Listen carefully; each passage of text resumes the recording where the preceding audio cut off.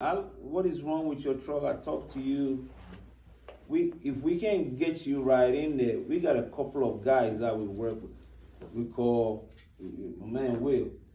Yeah, we call Will. Real good with we call Will. He come in, or we call some other guys. So even though you didn't give your truck to them, I hold them responsible. Like, man, you fix this truck. This truck having problems. I sent him all the way to New York. New York? Yeah, he charged the guy, and something's wrong with the truck. So the mechanic was there, and I was on the phone with him, and I'm telling him, I said, okay, look here, check this. So the truck made it out of where he was to a place that we can get to. And I sent Will up there. So when he went there, it's something that is awful. We didn't tighten it properly. Say that one time? We didn't tighten something properly, and as he got over there, it came loose. So we contracted it to, you didn't give the job to him. So you calling me, and I sent him over there. I said, man, you check the truck out. So the next time you come in, we're gonna try to do something. Well, you mad, but you're not gonna show it. But we're gonna try to, make it even. Yeah, man, we gonna grease this, we gonna adjust the brake, do this, make it, so that you be good. So some people say, man, I'll still pay you for it. So stop little stuff that we do, because some people just ignorant. Yes. I said, man, I'm not, like you said, you build a relationship with the man. He was supposed to be appreciative of you building that relationship with him and hold you up like that. But you bring your truck, he leaving the truck. If I can't touch the truck, my man here is a witness. If I can't touch it, I don't want him to be mad at me for the truck sitting there. I fixed the guy truck. He didn't pick the truck up. The truck is fixed. He didn't pick the truck up. So now the money I'm supposed to make from him, I can't get it. So I hit him last night. I get it this morning. You know what I'm saying? Good morning. He was like, man, you tell me, look, I don't have a slot for you, so what I do, call you, bring it over, we get to work. You know what I mean? That's how he is. Yes, right. That's what I'm saying. That's how I feel like that's how you're supposed to communicate. You also have to watch who you give your loyalty and who you give your praise to, because everybody don't earn that honor. Right. You understand what I'm saying? That's what I was talking about, time. It takes time. Right. It takes time for you to sit back and watch somebody, watch their character, for you to give them some type of praise. Yeah. You know what I mean? So you don't meet no woman to stay with for a year and then give her a house. But I was only speaking back off of piggybacking off of that, building that relationship with the mechanic and having that. You went wrong. And I'm not saying you wrong. Don't take it that way. I'm just giving my 2 cents. Because a lot of drivers don't see it from the mechanic side. You know how cold it's been these last few days? At nighttime when it dropped, it's below freezing. Right. And you broke down, which is understandable. Still in there. But, take account for the person that's crawling under your truck as well. That comes from building relationships, because you might got that mechanic that you did a relationship with that come out to you. That happened to me a few times. Come out, I'm like, what time in the morning there? I can have to do 3 o'clock, 4 o'clock in the morning, something quickly coming out too. You never said that the cost of the bottom end was showing that. Yeah. Right, because of this. Yeah, we a little shop. You give us you buy the parts. Oh, yeah, he did. You buy the parts. If you buy the parts, it's a 900. The bigger shop, I don't know. They might say 12 hours by 1,500, by 150 an hour. And how long should an engine last, and how long should a rebuild last? As far as mileage, what mileage should you go in and rebuild it? Right, and how long before you need one? Like if you got a regular engine running, when do you know it's about time before your engine go up and you're on the side of the road? I'll use mine as an experience. I got this Peterbilt that they condemned the engine. They said it needed an engine in Pennsylvania. I don't know if you saw it, a blue Pete. It was sitting way down there. So the dude told it to park. He said the bank will give him money to buy another truck, but not to fix his. So he bought a brand new KW, and then he left that. So he came to get something out of the truck. It was like, I'm selling the truck. That's what he needs. They need engine. So I went to go look at it. I bump it, and when I bump it, like the fourth time, it cranks.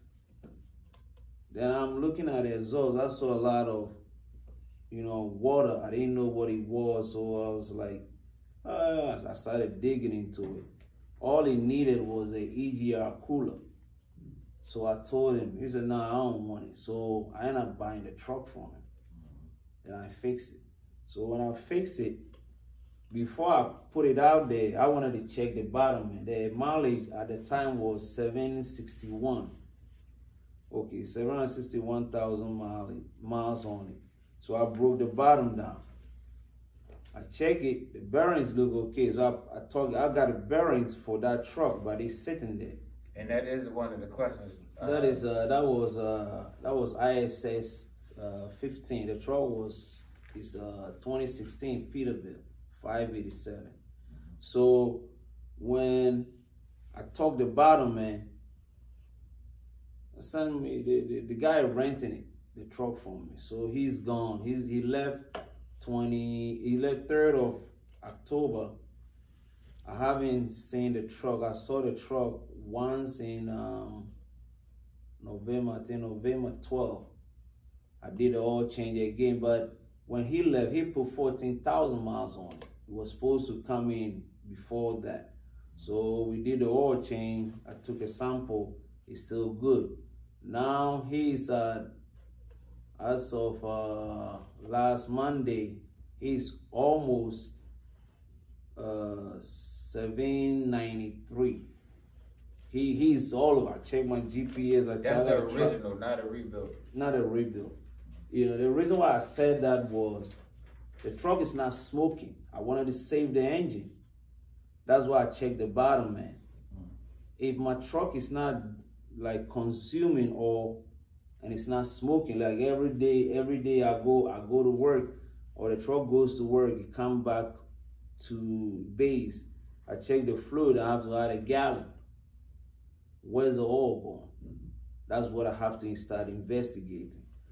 So if I see that, okay, the rings are worn out, now it's up to me. If I'm putting oil a gallon every day, that's okay. If I don't have the funds, I'm gonna start monitoring that truck. How long? So before you see, he's gonna go consuming 2 gallons, maybe 3 gallons, maybe just a day. So if you put in 3 gallons a day, you do the math. Is it worth you keep driving it? Now, if the rings are worn out, the piston traveling in the liner, they're gonna be sloppy. Once they get sloppy, when it don't go straight up, it hit the block. You're gonna put a block hole on the side of the engine. So I don't let it get to that extent that I'm gonna put too much oil into it. I'm gonna rebuild it. That is only when my truck is consuming oil. If it's not smoking, I'm not adding oil to it. If the performance is good, I leave it like that. I just do the bottom. The bottom is the main thing. You know what I mean? If you don't change the rod and main bearings, it's 3 layers. The bearing, the shell, you got the first one is the steel. Then they put the copper on it, it's soft metal. And then they put the lead on it. So the lead wears first. So once you take the sample, you see more lead is normal. And then once you start seeing copper, that means once the copper is gone, now metal to metal, it's going the crank, the bearing is going to grab the crank. So once you spun the bearing, you got to put a crank in it. And sometimes when it depends on how fast you're going when that happens. If you're going like, let's say 60 miles an hour or 65, when you grab it, it's gonna twist the block.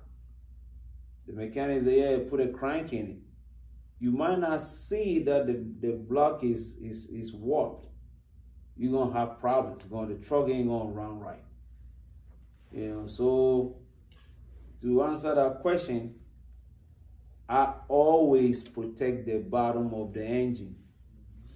I do the rod and mains and did the oil change regularly, and then I let the truck go. So when you do the bottom end, how long does it last after that? I was told 500,000 miles. Is that true? Sometimes they do, sometimes they don't. So every time you change the bottom end, you're good for another 500. You good. I would say you're good for another. You gotta still keep checking on it after 200. Take a sample. Don't take it down to check on. You know, sometimes the camshaft bearing also have the same materials they use for the bearing for the crank. Right. So sometimes they're gonna say maybe the camshaft bearing is bad, but it's actually the crank. So you do both. Check both.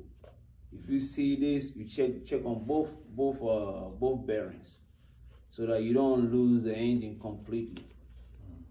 You know, the bottom is the main thing. The bottom, you go get a truck, let the mechanic inspect the bottom for you. I don't care if it's $1 million miles, I'll buy it.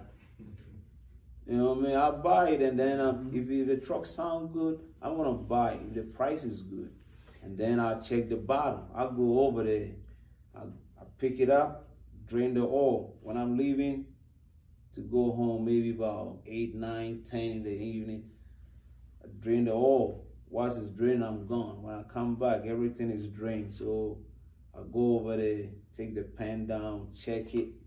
Once I check everything is good, I put it right back. The connecting rod, you know, the power stroke, so the top bearing wears out. The bottom is clean. It's sometimes they don't, because during power stroke, when they hammer the top of the crank, then the bottom slide it over. So the bottom always is sliding. You don't wear, but the most wear is on top of the bearing. That's because the bottom go on oil and scoop to bring up over to the right. So where you inspect is the top bearing on the connecting side, and then the main bearings, you know, the weight of the crankshaft sits on the lower bearing. You don't sit up. So the mains, the bottom bearing wears more. The top, they barely wear. So you check the bottom and see if it's showing copper, don't put it in, just replace it and torque it down to specs. And sometimes, if the bread is good, go ahead and change the pump. Which pump? The oil pump. Change the pump and the oil rings. Right. If you got $1 million on it, like the heart of the engine is actually the pump is lubricating it. It might not be bad, but you got $1 million on the engine, you did the bottom man or you overhaul it, and you're gonna leave the pump like that. How often they do the pump? The pump you can do if you got $1 million. You're supposed to, I think, I'm not sure, but between 600,000. So if you do it at 500, that should be good. What about getting your valves adjusted coming in? The valve does it 80,000 miles. It's good to do. They call it a tune-up. Can you explain what the valve adjustment is and the purpose? The valve adjustment is you bringing the valves back to specs. You know, when, let's say this is the valve. On the engine. On the engine. The valve is right here. The rockets are over here. You don't need no parts for it, but there may be, depending on the engine that you doing the adjustment on. Maybe you might need valve cover gasket and a gray silicone to put on the edges of the valve cover, and then you torque everything down. But you just need the filler gauges. You know, you adjust the intake exhaust valve, and then you adjust the jake brakes. So if the truck is been in operation for a minute, like it's been running for a while, everything, all the clearances, they get taken away. Let's say you got 28,000 on the exhaust and maybe 14,000 on the intake. When you check them, the filler gauge won't go in. That means when the performance of the truck is going to change. The valve is opening. If you don't have a clearance on it, it's opening sooner than it's supposed to. You know what I mean? So it will not complete the compression stroke or intake stroke. The suction is not going to complete. It's opening sooner and then it's closing late. I don't know if I'm making sense. You don't have clearance on it, so as soon as it's turning, it's opening it. And then it's instead of it to close for it to build the compression for atomization and everything to occur in the cylinder, it's still open. So you're losing power. Even though the fuel is atomized into the cylinder, it's not doing no work. So you're going to see your truck, it might be running good, but you burning more fuel than you're supposed to. So you know what I mean? So when you do the valve adjustment, now you are getting them back to specs. Another thing that I found there. Yeah. So the valve adjustments prolong the life of the engine, correct? Life of the engine, and then it brings it to the almost 80 to 90% performance. Right. So the point I'm getting at is when we were talking about rebuilds, how long before you had to do your engines. If you stay on top of getting your valve adjustment, your engine won't be going up as quick. So you won't be getting these major repairs. That's what I'm trying to get y'all to understand. There's a few little things you can do that make the other components of the truck last longer. So you want to spend $10,000 on a rebuild? I'm not quoting his price. I'm saying that in general. Or you want to pay to get your valve adjustment and prolong years of needing that rebuild. Mr. Lee. Yeah. Then I guess me and I was qualified. We talking about, we had two Cummins coming, the single cam. Oh, so y'all got me doing some work, Yeah, we got it. When he came in, it looked like, it sounds like like a bird chirping in there. Chip, chip, chip. So we check it out. We couldn't find out what it was, and we went to go adjust the valve. The clearance is way big. So what happened was we had to take the head off, because when we checked the cylinders, we did the cylinder cut off. Number one was bad. So we checked the compression and he didn't have no compression. We took the head off and the valve was broken on the exhaust side. So when we checked, before I did that check it, the cause of that was the tune-up not being done on that truck. So now there's no clearance. The valve is going there, and when it's coming up, it want to get its full tension. It's not getting it. So the combustion pressures or the exhaust gas is hot. Like the valve is still open, so it burned that piece off. So when we took it off, we couldn't find it. The turbo is also good, so we don't know where it went. But you can see it was in that cylinder was going back and forth. It hit a couple of spots, but the cylinder is still smooth. So we told the guy, what do you want? Want to change that liner? He came, he's a mechanic too, so he came in and checked it. I was like, no. So the truck is still out there, it's running good now. But we changed the valves, and then we put it on, we changed the gasket, everything was okay. So let me ask you a question. So with the block and it's got the cylinder, you know where the holes at, right? That's basically like sleeves that's in there. Right, that's the cylinder line. Put new ones in, right? Your M14 from the factory, they come with a shims under them, 75,000. Okay. So if you don't put that shims in, the block is gonna be straight. But when you need put to go, Mr. Lee? I hear you keep ringing. You need to go? Oh no. You sure? I didn't even know that was me. Don't step out of bounds. I'm good. Yeah, It's not you? yeah, that's me. Yeah, Yeah. yeah, Yo, that's his number. Yeah. Let me get him real quick.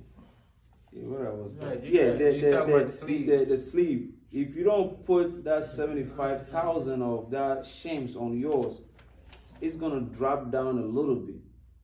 And then once you put the head on it, it gonna start leaking. It might not leak maybe right there, but maybe 4,000 or 5,000 miles down the road, you're gonna have to go back in the shop and get him to do it properly. So since we on engines and So fuel, that's a protrusion. It's called a liner protrusion. Once you set them down, you have to use the sledge gauge to check it, see if it's within specs. If it's not, you gotta take it and, you know, sometimes they cut it by the 14.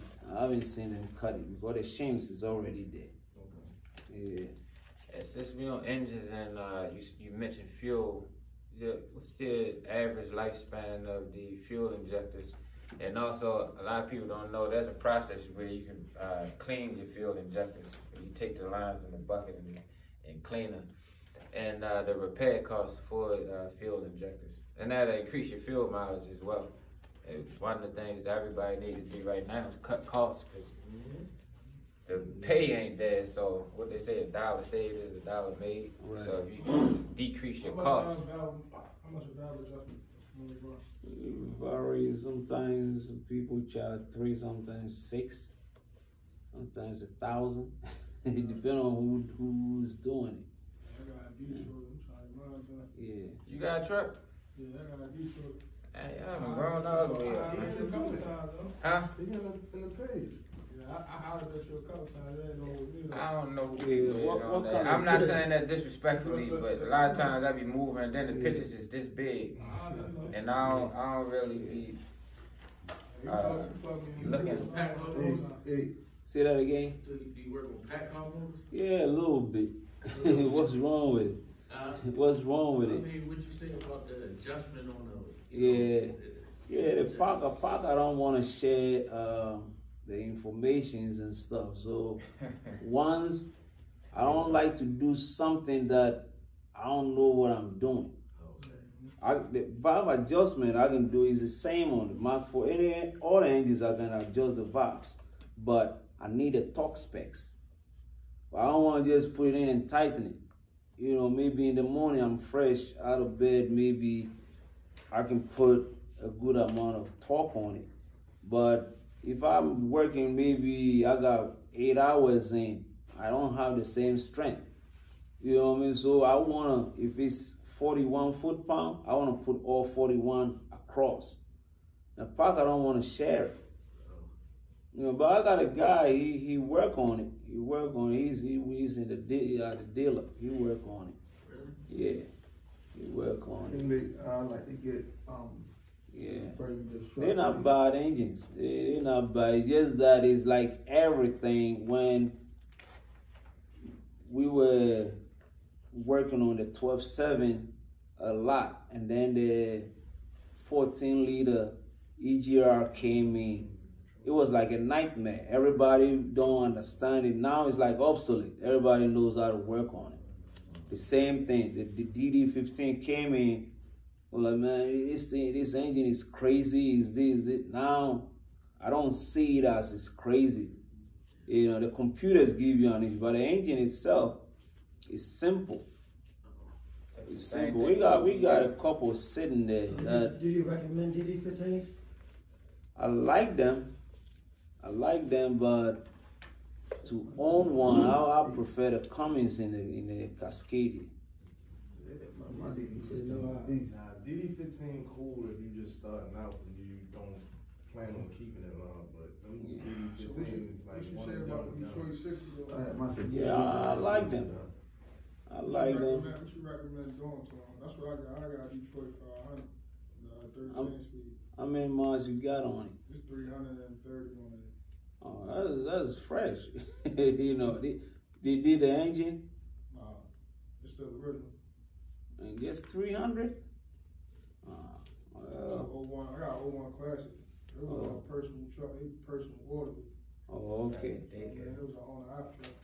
Oh, Well, if you don't have a lot of miles on it, so you just keep up with a tune-up, and just every once in a while, the filters, you gotta keep them, the fuel filters, you gotta change them frequently, and then sometimes add injector cleaners. That's what I've been doing. Yeah. I'm staying on top of the filters. I'm a mechanic too, but Okay. I'm not that experienced with diesel too much yet. Oh, So I'm still getting. I work on like the Tier 4 engine. oh, Okay. it's the same. Yeah, Just I've been staying on top of the filters. right. I gotta change my air filters. Okay. I do want to get the valve adjustment done. Okay. And that's the only thing I don't like about it. The fuel tanks high. The smoke. That's the only thing I hate. Like that smoke the fuel tank. Yeah, and then What you mean the float fuel tank? Like the fuel level. I got 2 150 gallons. So like, if I don't fill it up all the way on both tanks, like that should it's split. You know what I'm saying? Like it floats. So I just don't like that. So I mean, if I park on a hill, it all on one side, it might be on It give you a false read. Yeah, that happened to me my first day of work. And then you got it. Once you got the dam, the bull gear. The bull gear is what you need, but your engine is still ain't broken yet, so you don't need to worry about it now. The bull gear in the front. Around what miles should I really be checking on those? I heard you got it's just that they run on that pulley, like the alternator run on. Yeah, it said it's supposed to be 1 million, but change it like 800. I got you. Don't change the whole. If the teeth is still good, just the bearing. Multi-parts, they do that. They can buy you the bearing, change. It's you can, if you're a mechanic, you can do it yourself. I ain't gonna lie, I don't want so like I do a lot of stuff on my own, but like I don't have no experience with it. So I'd rather have somebody that got experience where I can do it, and then maybe next time I do it. But like I ain't really. Okay. I ain't trying to straight jump out there and do it. Not with something on the road. Right. You got questions? Yeah, he was You wanna her she been sitting. Come on, you come closer to the front. I'm listening. I'm good. She's a diesel. She went to diesel. Remember when I went to North America? Yeah. She was one of my classmates. Oh, okay. For diesel mechanics. You went to diesel? You did diesel mechanics? Yeah. But I ain't finished. But she was in there changing tires and stuff. Oh yeah. She got a CDL now, but she got some foundation though. Oh, okay. That's cool. Yeah, the mechanics. I just got my license, not Yeah. Yeah, it's not bad. It's not bad. The bread is out there. You can make it. You just gotta stay there longer. How often should you change your fuel injectors? Like, what's the lifespan of them? And how often should you send them through the cleaning process? Not put the cleaner in it, but actually like run the cleaner through it. I seen where they take the disconnect the fuel lines and they got a bucket with the cleaner. I don't do it like that. I put my chemical in the fuel filter, and then once I started, about 11 seconds, you cut it off, and it's gonna stay there. Once it stay there for about, don't wait too long. You stay there for about maybe 20 minutes, you crank it back up. It's gonna clean everything. So, what damage would you cause if you leave it too long? The chemical is stronger. You are supposed to put it in the tank. But I want more concentration on the engine side. Right. So you say crank it for 11 seconds. 11. So that's how I do mine. Yeah. That's how I do mine. You mean, hold up? You mean you basically the whole time? Or you just run it? You got to run it. You start it up, boom, 11 seconds, you cut it back off. The fuel's gonna be on it. He said crank it, I'm like, hold on. That's how I be doing mine. Like I like before I get ready on the road, let's say when I just did my filters, I went ahead, I filled up the filter with like half clean them with put the diesel in there too, that way it's more concentrated. Right. And I put the rest of it in my tank. And then I just went ahead, I ran the truck like you said for a couple seconds, shut it off, let it sit for a second, and finish my pre-trip. Yep. I was doing. Started up and down the road. Yeah, you hit it. So you see you added to your filter, what you mean? Yeah, so like Fuel and water. Thing on the bottom. I got 2 filters on